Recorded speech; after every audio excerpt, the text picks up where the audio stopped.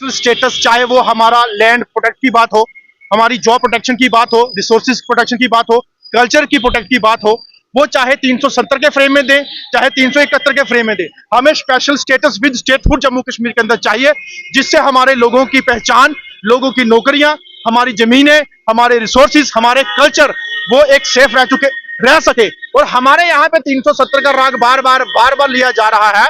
अरे भाई साहब, 370 हो 71 हो, वो स्पेशल स्टेटस के अंदर अगर आता है तो वो हमारी बेहतरी के लिए है।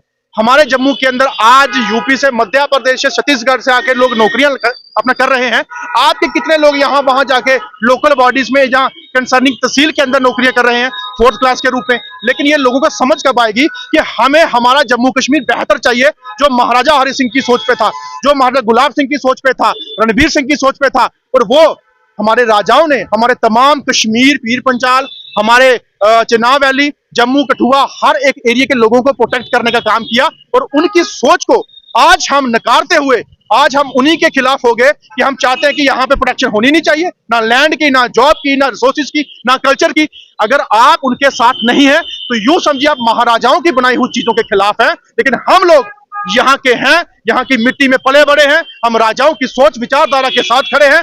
नेशनल कॉन्फ्रेंस ने अच्छा मुद्दा उठाया है, अच्छी चीज पे बात की है, तो उसके लिए हमें उनका साथ देना है। और नेशनल कॉन्फ्रेंस के नेता, चाहे हमारे उमर साहब हो, फरूक साहब हो, हमारी बेहतरी की अगर वो बात कर रहे हैं तो हमें उनको नकारना नहीं चाहिए। और जम्मू वर्सेस कश्मीर, कश्मीर वर्सेस जम्मू का जो राग है, जो एक भेदभाव है, उसको हमें खत्म करना है। हमें एकजुट होकर जम्मू कश्मीर के लिए बात करनी है। और दरबार मूव का जो मुद्दा है उस पर हमने बात करनी है कि जल्द से जल्द इसको बहाल करके कश्मीर और जम्मू का जो प्यार या रिलेशन है उसको मेंटेन किया जाए, जिससे हमारा रिलेशन जो है कश्मीर और जम्मू वालों का दोबारा से उभर के बाहर आए। और अगर ऐसी चीज करने में जो लोग साथ नहीं दे पा रहे या नहीं दे रहे, वो सरासर हमारे लोगों के खिलाफ है, हमारे लोगों के साथ कम्युनल इशू क्रिएट करने के लिए तैयारी कर रहे हैं और हमारे धर्म को बांटने का काम कर रहे हैं। वो हम नहीं होने देंगे।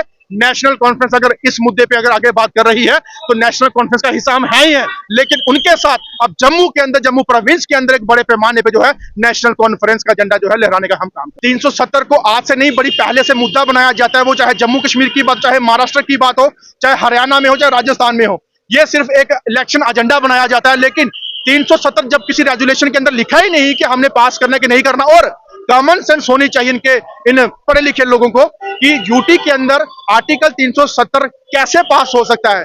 जब तक स्टेटहुड हमें वापस ना मिले, 370 का 371 पास नहीं हमें हो सकता। लेकिन उसके लिए पहले स्टेटहुड हमें वापस लानी है, फिर स्पेशल स्टेटस हमें उसके साथ चाहिए। तो ये चीजें बड़ी मायने रखती हैं। लेकिन अगर भाजपा के नेता 370 बोल रहे हैं, उनका कहने का मुद्दा इसलिए है उनके पास जवाब नहीं है जम्मू वालों को देने के लिए कि किस तरीके से बात जो है उनसे की जाए।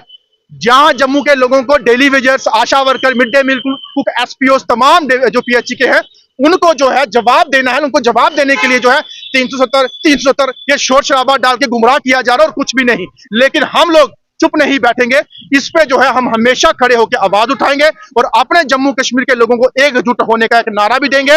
और उनके अधिकार जो है वो चाहे असेंबली में हो, चाहे सरकार के अंदर हो, हम बराबर उनको डेलीगेशन के रूप में लेके जाके उनको पूरा करवाने में जो है उनका हम साथ देंगे।